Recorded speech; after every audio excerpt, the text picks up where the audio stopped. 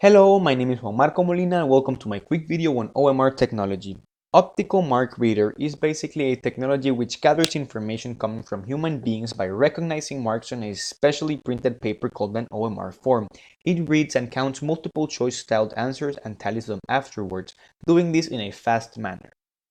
It basically works by the use of scanners and sensors which are used to detect the reflection of light or its absence from the OMR paper. Data read comes in the form of markings like dots and dashes. This data is then extracted and transmitted to the main computer, where the information transferred is converted into separate files which can be viewed, analyzed, or edited. Input devices used include the OMR, the actual scanners, and around 48 sensors. Moving on to the positive impacts, we have the accuracy at collecting data, the reduction in the risk of human error, the decrease in investment costs, and well, forms are easy to read, so they reduce time and effort put by teachers, for example. Now, moving on to the negative impacts, we have the fact that if a mark is too lightly shaded, the OMR won't be able to read it.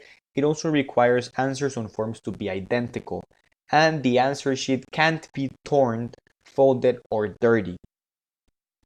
Now we have the stakeholders, which include companies carrying out consumer surveys, government during election period to count votes, lottery organizations to mark numbers, warehouses and supermarkets for inventory count, school teachers and students, and also the education ministry for faster marking in multiple choice exams like the SAT.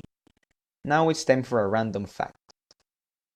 Did you know that the Nigerian army uses OMR to recruit and select soldiers based on their merit? I hope you learned something. That's it for today, and thanks for listening. Bye bye.